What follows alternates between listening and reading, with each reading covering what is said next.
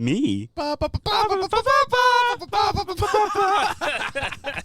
really wanted that. I'm sorry. I don't know. I guess I let it go too soon. I feel like it had its lifespan, and then that was it.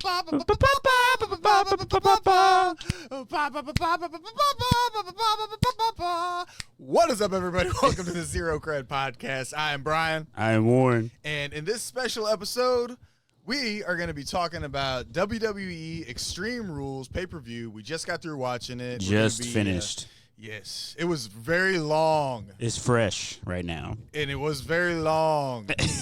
And fresh. And it felt really fucking long.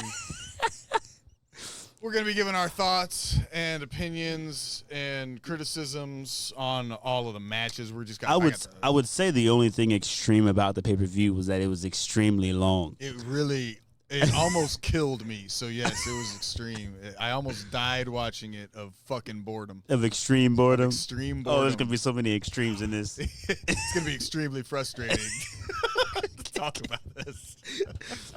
Oh, man.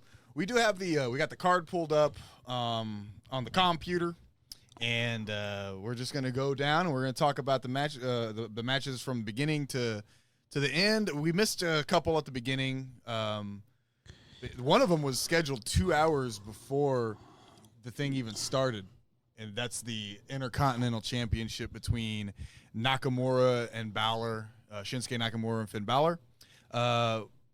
Reading it, didn't sound like it was all that great.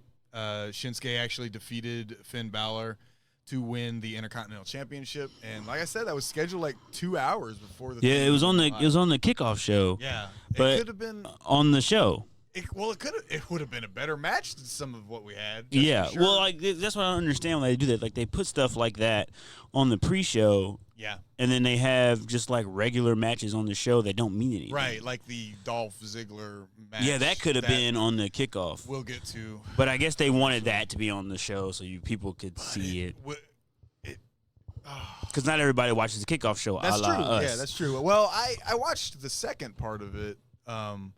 I didn't realize I even missed the first match. It must have not lasted very long because we did turn it on at the scheduled time. And the first match that I caught was Drew Gulak against Tony Nese. Ooh, I like Tony Nese. I like Tony Nese too, and it wasn't a bad match. It could have been better. It lacked emotion, like most of the WWE matches these days. They just seem to lack emotion, and they just don't. Nothing feels like it means anything. Well, that's because it doesn't right now. I mean, you get exciting matches from the people. They're putting on great shows. Yeah, like these guys, yeah. like make no mistake about it, the people in WWE are talented. Very, very talented. But the problem is the creative is so bad that you don't care about what they're doing in the ring. Correct. So they really got to turn that around because they got a lot of talent that they're just wasting or they're losing to AEW, basically. Yeah, absolutely. We talk about this a lot off podcast, off of the cat when the cast is not on. When the cast is not on, we talk, which is weird. When it's off, we talk. I said the same thing different. I didn't mean to say that. When it's on, well, we still talk. Yeah, we not usually as much. argue. Yeah, it's more of a debate. It's more, debate. It's more like I have the facts, and I just try to break them. I try to change everything. But Drew Gulak defeated Tony Nese to keep the title, and it was an okay match. It was it wasn't as good as the talent that those two have, though. I think it could have been better. We will move on to the first match of the actual pay-per-view. The Roman Reigns and The Undertaker going up against Shane McMahon and Drew McIntyre. And here is really where it started to get good. I'm not going to lie. Roman Reigns and Undertaker won. It was one of Roman Reigns' best matches. Once again, because he was being carried by other Taker people. and and Drew McIntyre, who is excellent. Drew McIntyre is so good. He is. I wish they would set him loose. Yeah, I do too. I really wish they would. I'm so tired of him being fed to Shane's people's agenda. Right now, yeah. Well, that's all he's been. Like even when he was teaming up with Dolph Ziggler and Braun Strowman, he was a lackey. He was a lackey. It doesn't make any sense. He's a force, man. I really think McIntyre should be going up against guys for championships, man. He really could. He's in my opinion, he's probably top 5 men talent in WWE right now. Oh yeah. And he's being held back by Shane McMahon, who for some reason just needs to be on TV every fucking night and every event, and he's got to be a part of it, and it's irritating to watch. And this storyline needs to hurry up and fucking end, because it's one of the many reasons that people are not watching WWE anymore. Oh my god, because he's on he's on both shows. He's on both shows all the time. Yep. And then you come out and he's like, I'm the best in the world. It was the first fucking thing we saw on SmackDown on Tuesday almost. I mean, they got, SmackDown Tuesday started off with Ziggler and Kevin Owens getting into it, and then right after that, Shane shows up. right on in. And he's right there breaking him up and then kicking Kevin Owens, and it was stupid. I was like, oh god, I'm so tired of looking at Shane fucking McMahon. Yeah. But the match itself was pretty good. It was a pretty good match. I mean, you get Undertaker and Drew McIntyre into a match, you're not going to have a bad match. It's going to be a pretty good match. Yeah, despite how old Undertaker is. Yeah. But he did pretty well for. Yeah, he did pretty well. For what he. I think that he's going to, in my opinion, he's going to go down as probably the greatest of all time, in my opinion. I mean, I could be wrong. I mean, there's a lot of people he's definitely in the running. Yeah. Oh yeah, absolutely. So, but that was that match. It was okay. It was pretty good. And then we go on to the Raw Tag Team Championship, the Revival against the Usos. I love the Usos. Fucking love the Usos. I love the Usos. I love the Usos. I just don't know what. So the Revival to me is a tag team that is technically sound. Oh yeah, yeah. They are good in the ring. Very good. But I don't want to watch them. No, they're boring. They have no flash. They've got no character. Yeah, they're just two wrestlers that are like, we are the champions. Yeah. And they made a big deal for a while because they weren't being treated as to their talent level.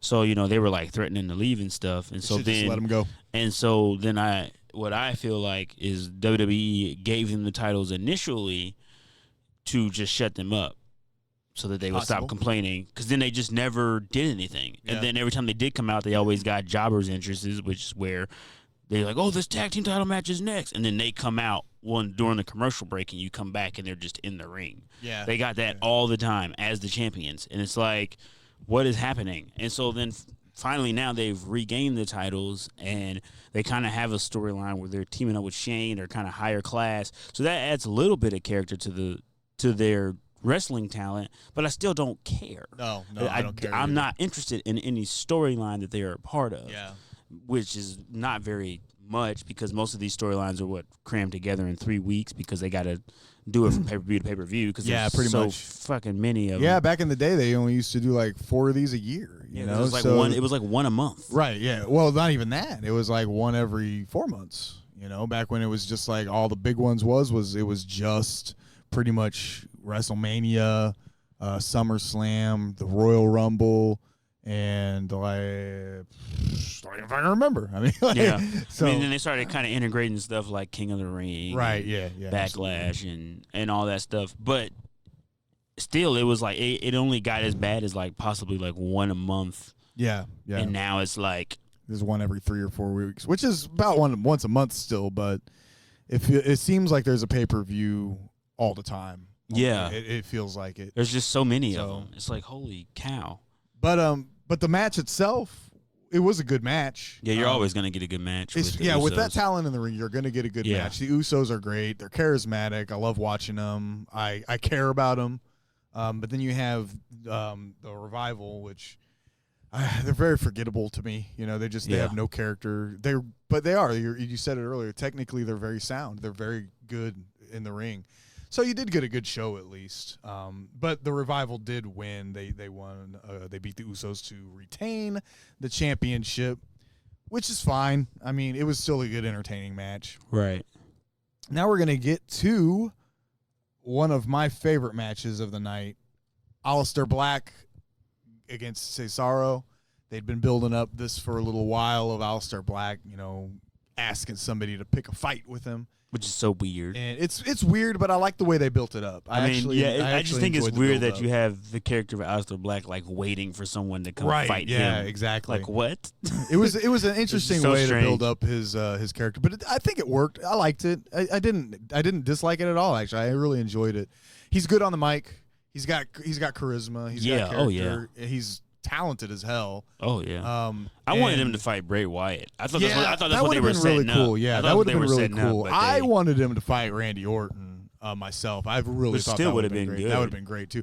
But they did get Cesaro is great. Yeah, and I think he has a great future as a singles competitor. Absolutely. If he can get a good gimmick to go along with his wrestling talent, because the man is crazy good. He's crazy good, yeah. So they just got to give him a good gimmick, and then he could probably stand on his own. Very good, I think, mid-card absolutely wrestler that could, he could be your United States champion, which I think he's done that before. Yeah, I think he was. I think he could be United States champion, Intercontinental champion, and then also tag team if you needed him to do that, he could do that too. The only reason that they're not doing it is because I guess Sheamus has a neck injury, so he's right. For a while. So he's out on his own right now. But the match was great. It was a really, really good match. A lot of uppercuts. Yeah, a lot of uppercuts. Well, uppercuts. You got two strikers.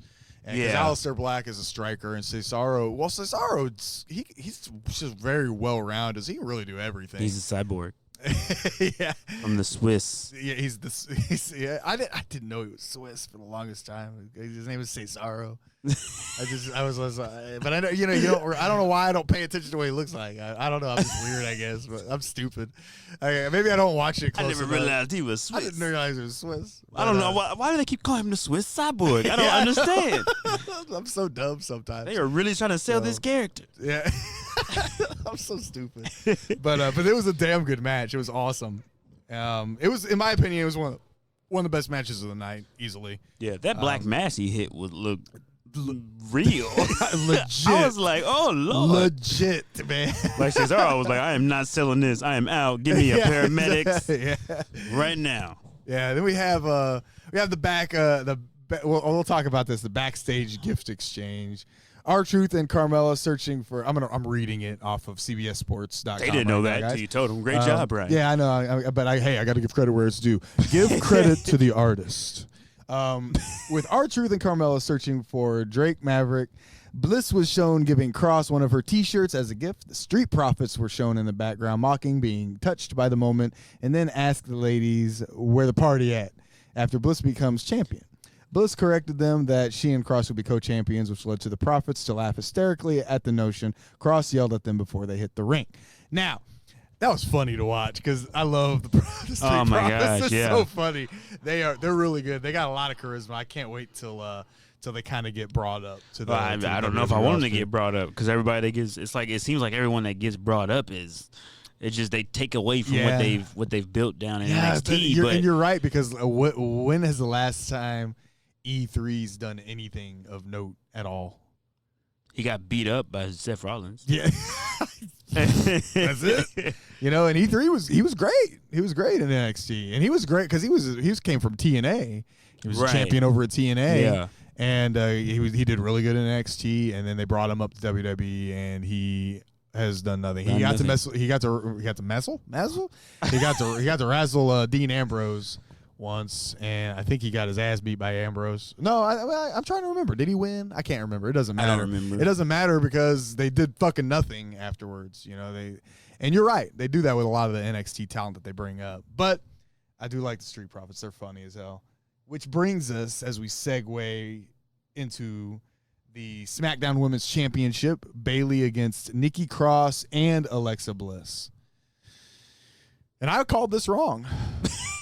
I didn't. I thought Alexa Bliss was going to win. I really did. But Bayley did win, and that surprised me. Actually, I really didn't think that Bayley was going to win. But it was a good match. Yeah, Bayley. We got to see a real amped up Bayley. Like she was aggressive as hell. Well, she kind of had to be. Yeah, she had to be. She's fighting two people. Yeah, she was selling it. Yeah, she was selling it. It was a good match actually. It was a really good match. They leave. I mean, I don't know where they're trying to go with this. I don't get it either. Because I mean, it's essentially the storyline is she's not really her friend. That's what it should be leading to some kind of feud. But for the feud to mean something, the title should have come to them. Exactly. I think. Because back in the day, you could get away with just like, oh, she's not your friend, for real. Then she figures it out. Then there's like a feud. Yep. But the storyline. That's why I thought it was going to go the other way. That's why I thought Alexa was going to win. The storyline just isn't there without the title. I think because then that gives it purpose. Because then you've been selling this whole thing of she's supposed to be in the title mix. She's been doing all the work. She's been winning all the matches. And then the ones that Alexa Bliss did, get a pinfall in, it was like Nikki Cross wrestled the whole time, and then she just came in and got the pinfall. And then you go, oh, she has the title, then the feud starts, then you use Nikki Cross as a babyface to maybe take the belt off of Alexa. Which is exactly what I thought they were going to do, and they were just proved me wrong. Nah, we just not going to do none of that. But and then they didn't even do what they could have done, because they still could have sold, Alexa Bliss using Nikki, because after Bayley won, you would have assumed that since Bayley pinned Nikki, that Alexa was going to get pissed off and start trying to fight Nikki, but she didn't. She actually was there and consoling her and acting like a real friend. So it's confusing. Well, I could also see them going the route of Nikki continues to mess up. Or That's lose, true too, yeah. And then she gets more and more frustrated until she snaps on her, and she's like, "Oh no, it's okay, bitch!" And then they have their match. Yeah, then they have their match. Nikki. But they could go that route. They could go that route. Yeah, I didn't think about that. That's a good. But knowing WWE, they'll just put them in another title opportunity somehow, and then the story will probably go the route we said. Yep. And, that's kind of interesting. I'm reading that CBS Sports actually gave that match a C+. I think it was a little better than that myself, but that's just me. Then we go to the questioning CBS? Yeah, I am questioning CBS. But we go to the Braun Strowman against Bobby Lashley last man standing match that I'm going to say I disagree with them again. They gave it a B, and that match was not that good.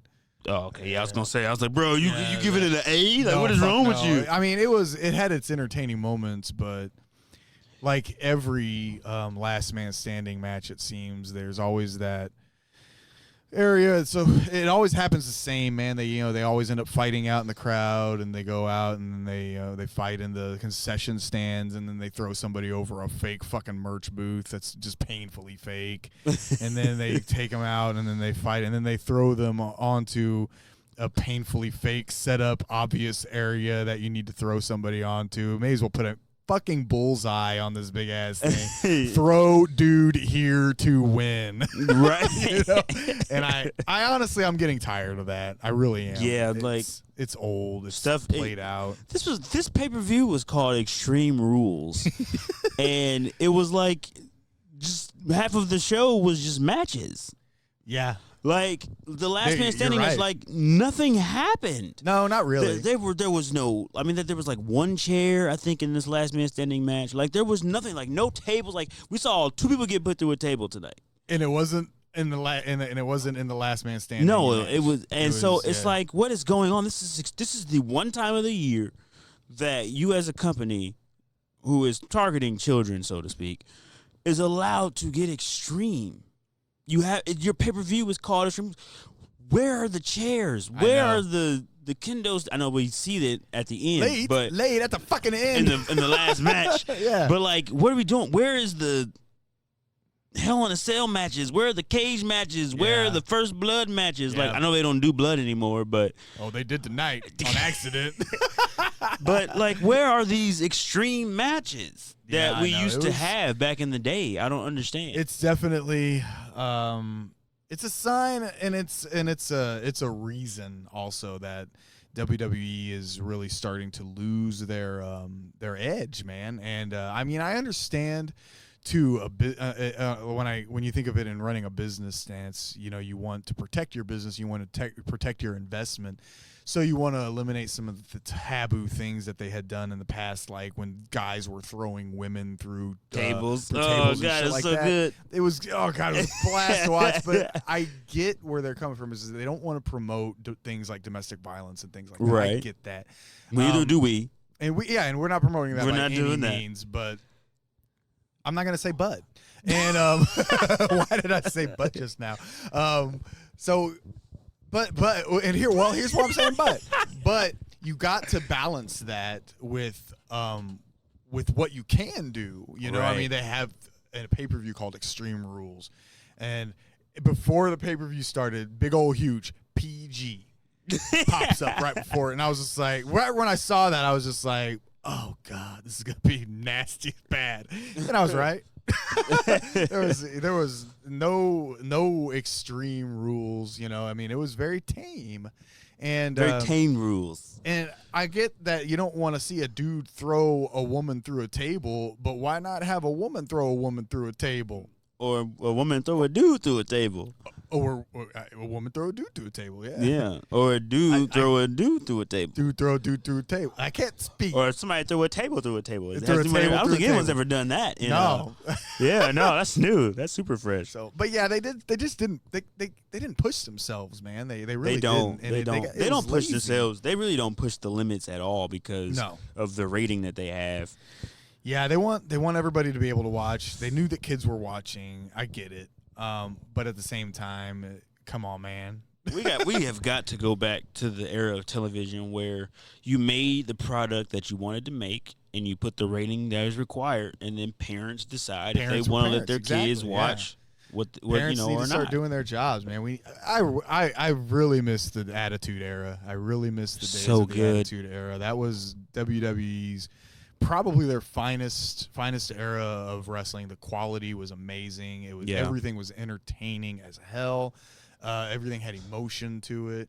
All the wrestlers had great character. It was so fun, man. And if you could just inject 15-20% of that into this, it would prevent me from canceling my WWE subscription. Because I'm not going to lie, after this ended tonight, I legit was just like, why the fuck am I paying $10 a month? Man, I think about it too, and then I go back and I watch old matches, and I was like, this exactly, is why I'm paying $10 a month. You're exactly right. So let's talk about the Bobby Lashley-Braun Strowman match. Braun Strowman won. By doing exactly what I said earlier, they throw man into spot, win match, bust out like Kool-Aid Man, look cool, scream at audience, rinse, lather, repeat. And now, when I say that, I'm not degrading the talent of either one of those wrestlers because they're both fantastic. I do love Bobby Lashley. I love Braun Strowman. They're big, beefy, badass looking dudes, and they're good at what they do. They really are. And the match technically was a good match to watch, but it just falls under that. We've seen this formula before, right? And I'm tired of seeing this formula because I knew exactly what was going to happen the minute they stepped into the ring. I was like, all right, cool. They're going to go out to the crowd. They're going to fight. They're going to go up the stairs. They're going to go in the concession. Exactly like I said. It happened fucking exactly like I knew it was going to happen. It's like you're a psychic or something. Yeah, it's like I've seen this before. Yeah, it was when Miz wrestled Shane McMahon. At WrestleMania. Same damn match, essentially. With buffer dudes. With buffer dudes and more ethnicity. Yeah, a lot more ethnicity happening. Not by much. They gave that a B, and I just don't give it that high. I think it was a C. I think it was maybe a C minus. Maybe C minus. I agree. C minus. Well, we move on to a really good match. We had the SmackDown Tag Team Championship. This is probably, in my opinion, the best match of the night, as far as being entertaining, and on a technical stance. But we had the SmackDown Tag Team Championship. SmackDown. The Smack Tag champions. Got Daniel Bryan and Rowan against Heavy Machinery and The New Day. The New Day. Right? Oh yeah. And it was a great match. It was a great match. You got 4 veterans in there, industry veterans, and then 2 new guys. Yeah. Of very high talent. I really love Heavy Machinery. I think they're great. If they would, man, the tag team division needs them. It needs a whole lot. It needs a division. More of them. It needs a division. Yeah. I mean, it's really struggling. Tag team wrestling WWE is really struggling. On both sides. On both sides. On male and female. Oh yeah. It's yes. The female tag teams. There's a female tag team division? I know, right? Yeah, you didn't know. Holy cow. Yeah, exactly. Do they have titles? I hear. I read an article once. Man, it seems like so long ago. It does. That they announced those titles. God, but you said it. The tag teams. It's struggling. It's so bad. They need to merge the women's division just all together. So the single competitive women need to merge that. Yeah. We need to get rid of the women in the SmackDown and Raw women's title and just make it a women's title again. Is there a both title? I think there's just one actually. Women's title? Yeah, I think there's just one. I know. Okay, I was listening to that differently. Okay, you're talking about. I'm talking about just the singles division for women's needs to be merged into one. Okay. And then the that way you can have more tag teams to fight for the tag team titles. Okay, I see where you're going. Because I mean, it doesn't matter right now. I know they can fight whoever, but with the brand split, these people are you're not able to create tag teams because most of these people that probably would be good together are not on the same show. Okay, yeah. So like how you guys were stating earlier about Lacey Evans and Charlotte being a good team, they're on different shows. They are. Yeah. So they could do it, but it just doesn't make any sense. So they need to do that. And then for the men division, I think they need to do the same thing as far as the tag team division. They need to merge their division into one, have one set of tag team titles, and then exploit what tag team wrestling is about. Let these teams go at it and actually win matches against other tag teams to prove that they are worthy of title shots, then get a title shot. Yeah. They need to do that so that you can bring some life back to the division. I completely agree with that. Because I'm so sick of all these 8-man tag matches and triple threat tag. I mean, this one was good. This one was really good. Yeah. But I'm tired. Like, we need to get back to the showing them what goes really well, which is, tag team like the match at Stomping Ground between Heavy Machinery and Daniel Bryan and Rowan. That was a one-on-one tag team match, and it was really good at Stomping Grounds. It was one of the better matches of the night. But it showed off what tag team wrestling could do and what it's about, and we need to get back to that. And I just think they need to merge the divisions to be able to do that. Yeah, I think you're right. I completely agree with that actually. But yeah, man, I never thought about it like that. I never did. That's a good idea. Yeah. Huh. Yeah. Makes you want to write a letter. Like send it straight to Vince. Tell him to give it to paper. No, I thought you were going to type it. No, pen to paper. Oh, okay. Really write a letter. Yeah. I guess you would have said type a letter if you. But anywho, that was a good match. New Day won. They ended up they're 6th time I believe now. Yeah, I said 10. You said the first time 8, 10, I think 20. It's 6-time tag team champions. Yeah, I think it's now, 6. So now we've got a new modern day era style team that has like all the titles. So you got Kofi with the WWE Championship. Really like that. Team. Yeah, I really like that actually. So does that make Kofi once again a tag team champion as well? Right? Yeah. Because he's a part of the New Day. Because I was wondering, I was like, if they, because I was always wondering, I was like, if they do that again, they give them titles again, because when they initially had all the titles before, it was the 3 of them, so they all had to defend it. They were all tag team champions. I know, man. Now that Kofi has the WWE Championship, he's kind of been on his own. It's like him and then them, which is why I think they gave them the titles to kind of give them a little bit more relevancy, like given that he has a trio. Yeah.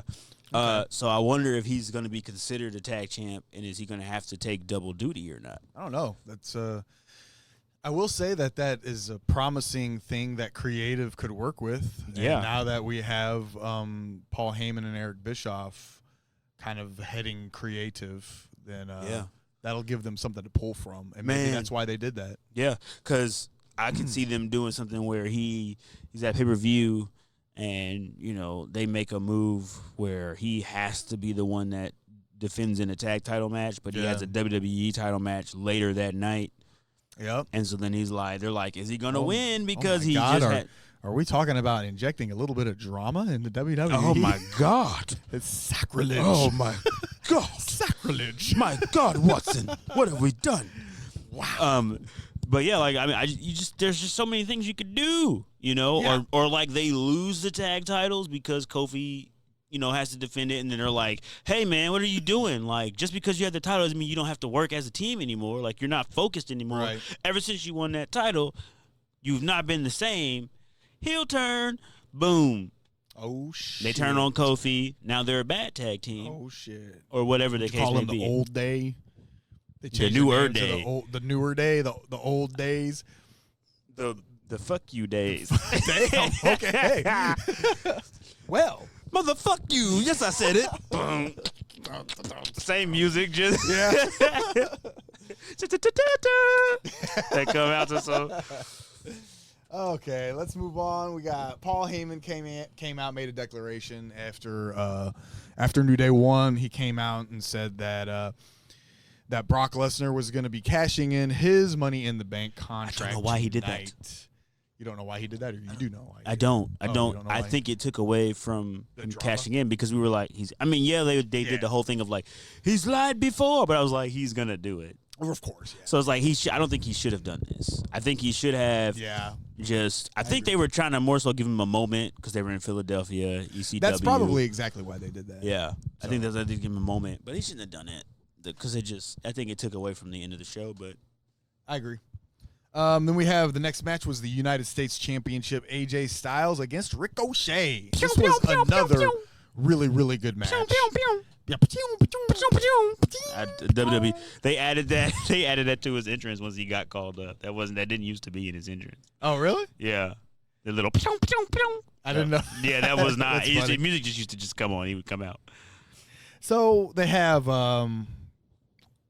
okay, yeah. We pretty much said it right there, really. I mean, honestly, you get AJ Styles, which is one of the best, best of all time, against Ricochet, who's one of the best new talents they've got, and you get a really good match. Yeah, it was a really good match. Yeah, they had a lot of good spots in this match too. You know, they did a lot of really exciting back and forth stuff. Yeah, high flying back and forth. Of course, Gallows and Anderson, they were out there. Yeah, so and you pointed out something that I liked. They jumped Ricochet before the match. And then when the match began, Ricochet went right onto the offensive, and I was you said it, and that is a missed opportunity. Like I was like, he should have been getting beat up the whole match. Yeah, I don't understand. Because you pointed it out, you're like, you're supposed to be telling a story in the match, right? And it didn't make any sense for them to jump him if he was going to come out whooping AJ's ass. Yeah, that didn't make any sense to me. So I don't know why, but I will say that they didn't whoop his ass like very long. You know, AJ actually stopped them. Like he half-assed stopped them. Hey guys, I don't need that. I don't need that assistance. I don't need that. I'm but a phenomenal I'll let you do it for 20 seconds before I stop you. But Ricochet was selling it like, oh, I got my ass whooped. So I was like, oh, he's about to just get worked for like the first 5 minutes of this match, and then he's gonna have to come back. Michael Cole's gonna be like, this is ridiculous. This is ridiculous. His face. This is extreme. This is extreme. Like, what the fuck?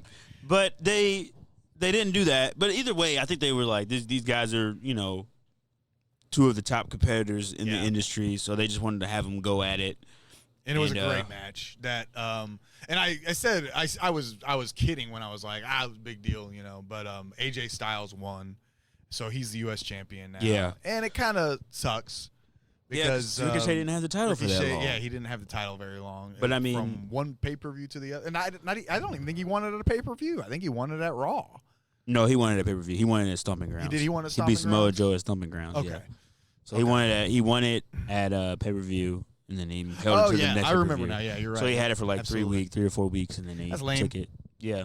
So I'm wondering why they did that, because I really hope they aren't trying to set up a feud between AJ Styles and Ricochet. Because we've just watched them wrestle 3 fucking times already, and I don't want to see the same match a 4th time. It was great. It was a great technical match, and it was entertaining.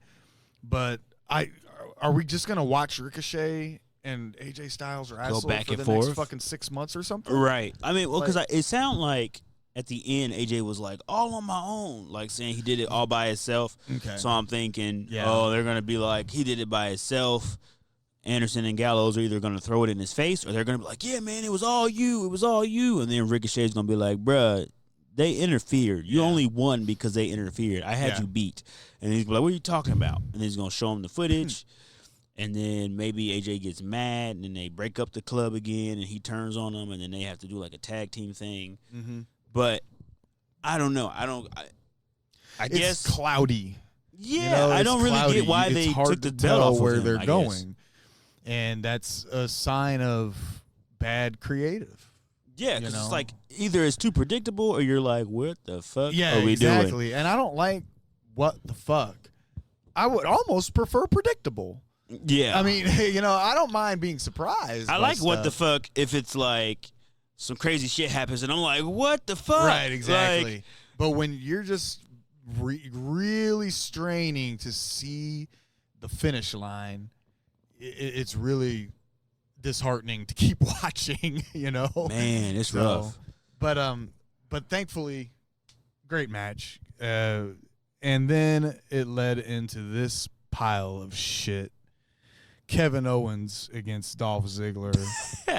That was a throwaway match. Fucking match. Just to get him out there so he could say his little speech. That could have been done on SmackDown again. Him come out and interfere in a match or something. Or, you know what I mean? Like, they didn't he should have just come out. Well, I guess they didn't want to have him interfere in Shane's match because of that. They should have, though. But he should have. Fucking more entertaining. Yeah. I mean, so instead, we got Kevin Owens coming out, Dolph Ziggler coming out, talking shit. Dolph Ziggler slaps Kevin Owens. Owens stuns Ziggler and wins via pinfall. The match lasted 9 seconds. Just buried, man. This is crazy. Yeah. Oh, like, Dolph Ziggler just got buried so hard because of that. Yeah. Like, which is stupid because Dolph Ziggler is a good wrestler. Oh, yeah. He's a really, really good wrestler. And I kind of like Kevin Owens, too. I think he's a pretty good wrestler also. I wish he'd lose his damn belly. But anyway, that's cool. I shouldn't have said that. He should be giving you hope. Yeah. Oh, what the fuck you saying, man? No, I'm just saying. All I'm saying is, as we get older. It's different. I got a dad bod. Well, maybe he does too. He got kids. I don't care. And he's making money. Making a lot of fucking money. I got a job. Okay. I didn't say you didn't. All I'm saying is, just think about when we're his age. By the way, join us on Patreon so I can pay my mortgage. Anyway. We got a Patreon? No. Oh, shit. We got no Patreon. Holding out on the funds. Leave a 5-star review so I can pay my mortgage. Donate to PayPal, Downlink Music. I guess we're getting a... What the fuck, man? Stop with the shameless plugs. No. Or the shameful plugs. Shameful, I don't know which one shameful. it is. But I guess we're going to get a Shane and Kevin Owens feud. Yeah, be the I think third what they're trying to superstar do, that he's feuded with. It's ironic that they're doing this because Kevin Owens uses the stunner. Is they're setting Kevin Owens up to be the bad boy face of the WWE, like which Stone is fine. Cold was. Yeah, like Stone Cold was. And Stone Cold was constantly feuding with Vince McMahon, and it was Vince McMahon versus Stone Cold every week. And it was entertaining, though. It was very entertaining because that was part of the attitude. That was when all the shit talking was done. Now I think they're trying to kind of harken back to those days and set that up so Kevin Owens can kind of, go against the management. But we weren't tired of seeing Vince on screen when that was happening. We were not. You're right. He was. You loved to hate Vince. You loved to boo him. Yeah. I hate booing Shane McMahon because I'd rather be booing somebody else. Right. That's got a little more charisma. Now, at the time, I'll be honest. I will say this though: I don't think Shane McMahon is completely unlikable. Sometimes when he's more of a face, I actually don't mind him. But when he's just an outright heel, he doesn't sell it very well. Yeah, and I think it's just because Shane's probably just a really nice guy or something. Well, I think it's also because it's just he's old. Like, I don't care. Yeah, I don't care. Because when he was younger, he was a heel most of his career, and then eventually he became babyface. Mm-hmm. But when he was heel, when he was like Daddy's little boy, when they had the whole ECW or is it WCW feud where him and Stephanie had WCW, and then they were feuding with their dad, and whatnot. That was cool. That was cool. When Stephanie was a heel back then, she was good. Heel now, I don't care. No, I don't care either. Like, I don't care. Give me new stuff. Like, give me some general managers that can be heel. Right. And y'all don't need to be involved anymore. No, not really. They got plenty of wrestlers. They got plenty of talent. Like, you guys doesn't even get to be on TV. Like, they did it back then, and it made sense. It was fine. Corporate. They had the whole group, the corporation. Yeah. So that, what I mean? Like, that was good. It was a good heel thing.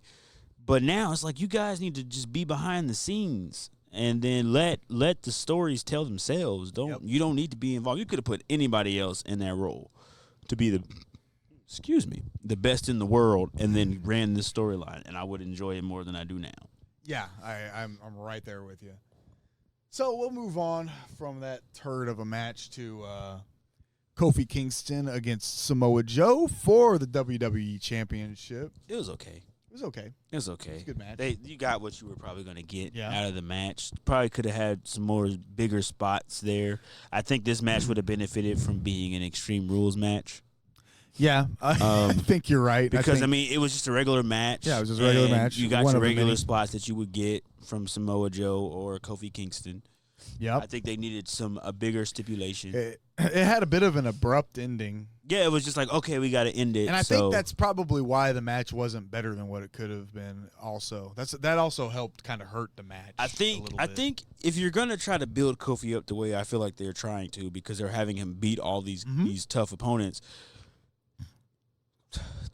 you got to put him in the coquina clutch full on, and he's got to get out of it. I think that's what's got to happen there. Yeah, and we were talking about that. It's one of those moves that's just once you're in it, you're done. Yeah, it very much like you compared it to the RKO out of nowhere. Right. Yeah, and when Randy Orton hits you with that, the match is over, and that's fine to sell that like that. And the way he did try to put it on him, but he kicked out of it before. Or he didn't kick out of it. He wrestled out of it before he was able to lock it all the way in. And that's fine. And then it kind of ended right after that. He hit him with Trouble in Paradise, and it was a wrap. Kofi, and that's the thing about Trouble in Paradise isn't one of those finishers. Yeah, that's why I was like, well, why didn't Samoa Joe kick out of that? Yeah, it's one of those finishers where you could come out of nowhere with it, but it's not necessarily. It's not a finish. It's not a one and done. Right. I mean, the way that his matches have gone, it's the same formula since he's won the title, which is he fights. He kicks out. He hits the STO or the SOS. Excuse me. SOS. Yep. He hits the SOS. They kick out. If they have more than one finisher, they do whatever their lesser of the two finisher is to him. And he kicks out. They go for their big finisher. They don't get it. Then he gets Trouble in Paradise, and they win. Sometimes they kick out, and he has to get like two of them. He has to get another one. But I think somebody of Samoa Joe's caliber would have kicked out of at least one. Yeah. So I think if it was like, oh, he set him up, he did the hand raising thing, get up, then he Trouble in Paradises him, he kicks out of that earlier in the match, and then the abrupt out of nowhere Trouble in Paradise after he's already kicked out of one. Right. Boom. He doesn't kick out of that because that's the second one. I think that would have been better. But yeah, that would have been better. That would have brought that match up to top tier in the card. Really, because the talent was there. Because Kofi Kingston is a fantastic talent, and Samoa Joe it speaks for himself, really. He's one of the best. Big in TNA, NXT, SmackDown, Raw. He's been on both. Yeah, so. He's been there, and he's proven himself. So he got a little extreme. He put Kofi's finger in the stairs. Oh yeah, that's right. Yeah. Kofi sold the hell out of that. Yeah, I did. Though.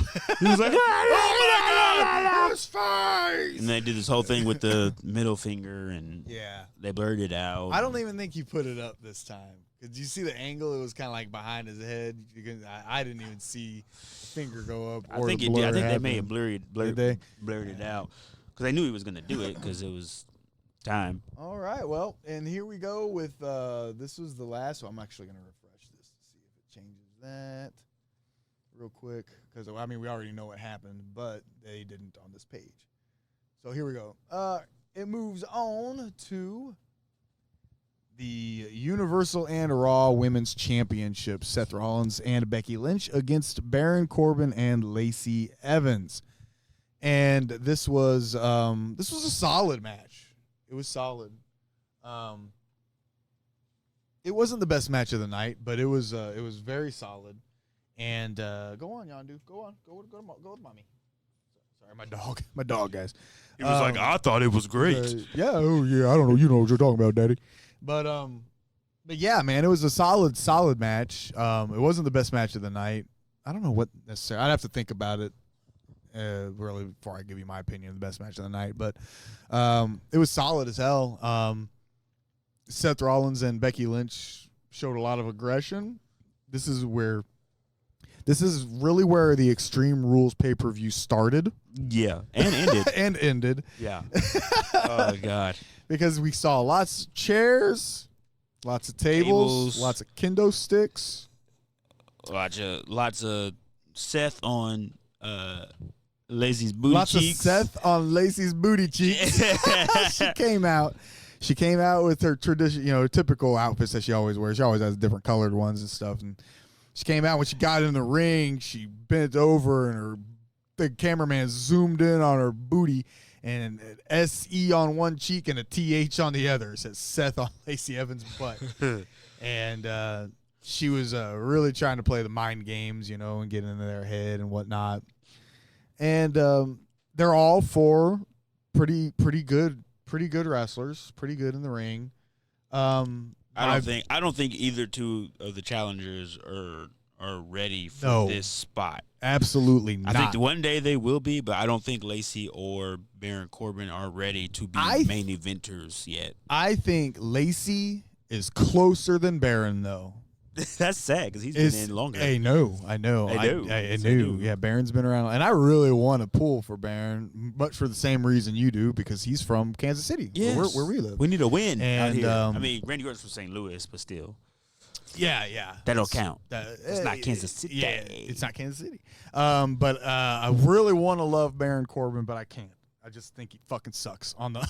I think technically, he's a good wrestler. I love his finisher. I love End of Days. I think it's cool. Yeah, looking. I like his little spot where they try to throw him out the ring and he slides out and he comes back in on the other side and he punches him in the throat. Yeah, but I just don't like him.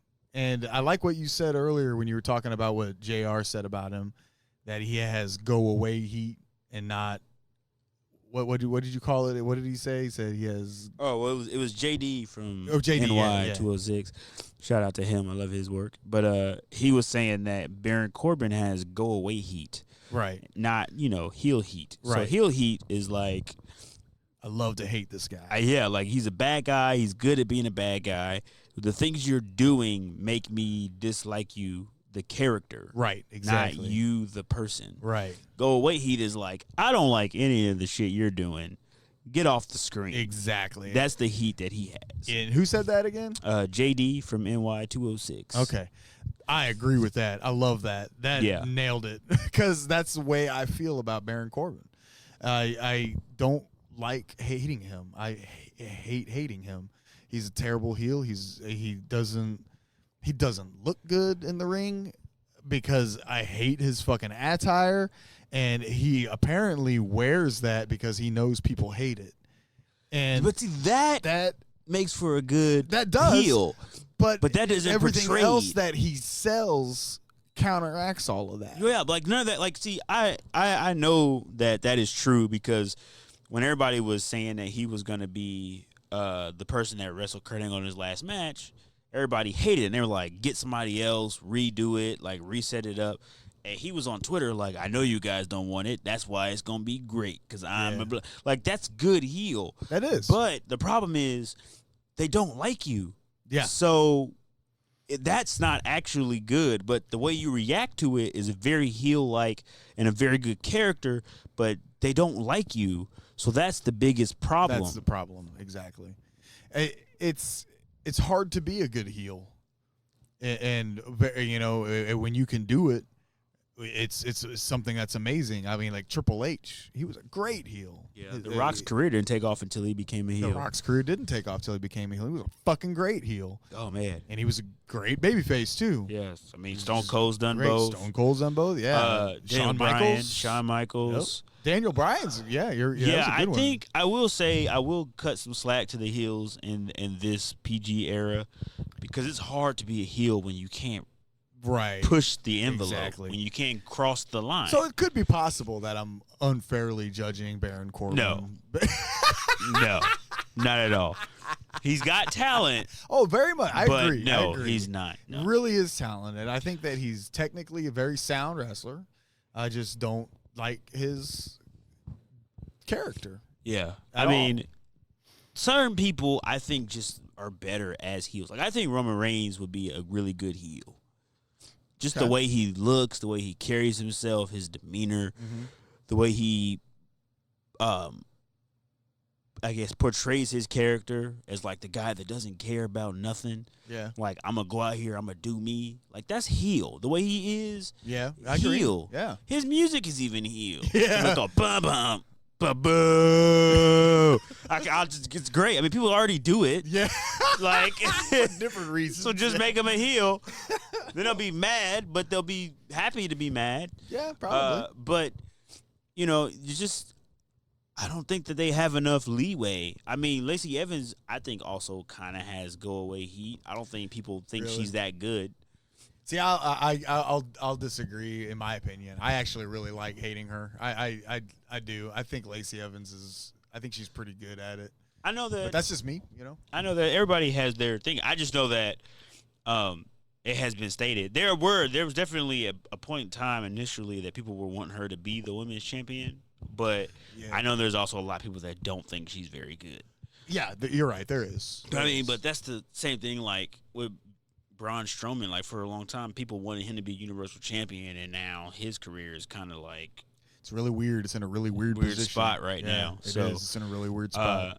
Yeah, I mean, I don't think you're being unfair to Baron Corbin, but I do think that there is some element to I think maybe it's safer to say that the WWE is being unfair to Baron Corbin with the way that they want to run their organization. That's probably more of an accurate statement. Yeah, definitely. So, but we got the ending that I think everybody kind of knew was going to happen. I'm pretty sure nobody thought in their right mind that Baron Corbin and Lacey Evans were going to beat these two. I know. You know what people didn't think was going to happen? What?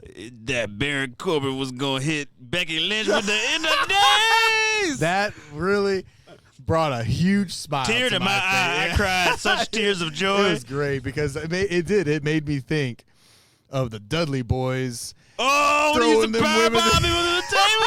Yeah, I was like, oh shit! And then he was just standing there and stare off into space, like just I don't know. For a second, the Attitude Era have returned. It was like, remember me? And he did. Yeah. He threw Becky Lynch in the End of Days. And he threw her into the End of Days. He threw her into the End of Days. Then she's gonna wake up at the next pay-per-view and be like, "What the fuck happened? So much has changed. Why is my hair so long? What has happened?" Seth seems to be crazy now. This is insane. And then Seth did. He lost his fucking mind. Oh my god! And he beat the shit out of Baron Corbin with a kendo stick, with a chair, with a Volkswagen, with another fan. He went and grabbed Lacey Evans. He then started throwing her off. beating him in the face with Seth on her butt. Yeah, it was great. Yeah, but he got a little extreme there. It did. It was nice, and he pinned him. He put him in like 3 stomps. Yeah, he hit 3 stomps on him. 3 stomps on him, pinned him, and then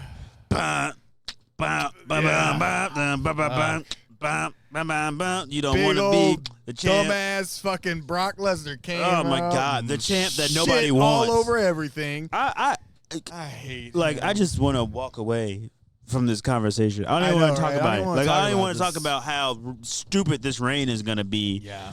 Unless Paul Heyman really gets to really do what he wants to do. If he has a vision for something that God, I hope he does, because there's just no other. It's just a matter of what they're gonna let them do, man. When they started saying that they were gonna listen to the fans a little bit, they lied. They fucking lied. All of it. And I'm sorry, nobody that watches WWE and loves wrestling wants Brock Lesnar as a fucking Universal Champ because he's so boring. He's never on the shows. He's never on the show.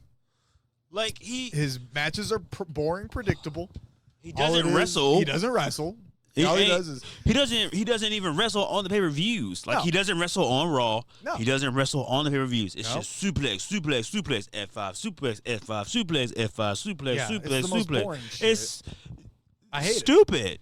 I hate it. And they, of course, he cashed in his Money in the Bank contract like they said he would after beating up Seth Rollins and putting him in like 3 suplexes, I think. Yeah. And then he cashed it in, F5'd him, pinned him, and now we have a new Universal Champ that nobody asked for. Nobody asked for. Zero. I don't even think Brock Lesnar wants the belt. I really don't. But I do know he wants to eat. So he needs to make some money. And he is not with UFC anymore. So this is what we get. This is what my $10 a month goes to. It goes to Brock Lesnar being the Universal Lesnar's Champion. Ham sandwich. I'm gonna start changing my PayPal thing. I'm gonna rename WWE under PayPal to Brock Lesnar's dinner. Jeez, that's all it is. So that's at this point. That's pretty much the show, Extreme man. Rules in a nutshell, guys. What is your grade for it? Man, It was better than Stomping Grounds. Was it? Yeah, I think it was better than Stomping Grounds. I thought Stomping Grounds was pretty bad. Now that's like saying the shit I took today was better than the shit I took yesterday. Yeah, nah. So I'm gonna give it a C+. If I would give it a grade. I think it's passable. I'm gonna give it a C. Give it a C. I'm gonna give it a C. That's a passing C. grade. That's a C. C plus C versus a C. This show wasn't extreme. It was not extreme. It was not Jesus. extreme. There was way too many normal matches. There was not enough tables, Extreme ladders, matches. and chairs. This really could have benefited. You know from why? some Because they have a Hardy Boys. pay-per-view called Tables, Ladders, and Chairs. Yeah, I know. But hey, it wasn't tonight. That's where all the tables, ladders, and chairs are. Yeah, Freaking this company, man. I know. But we're gonna. The next one is a big one though. The next one is SummerSlam. So that's August 11th, I think. August 11th or August 10th, somewhere around there. In there. It's in the early-ish part of August. Yeah. So, but and hopefully we'll start to see some of these storylines because what I'm really hoping that the WWE is at right now is they're at a position where they've got to kind of finish out the shit storylines that they had going on that Vince had approved. And they got guys that are proven. I mean, Bischoff and Heyman, they're proven. Man, they know the they game. know what sells. They know what wrestling fans want to watch. Hopefully, Vince just gives them the reins, and maybe we can see some of these shitty storylines resolved and segue into some edgier stuff that we haven't seen in a while, at least. Right now, I mean, man, I'm not gonna lie. After I saw Lesnar put that stupid fucking belt back on his ugly fucking body, I really wanted to unsubscribe to WWE Network, spend my $10 a month on I don't know, something a lot more fun.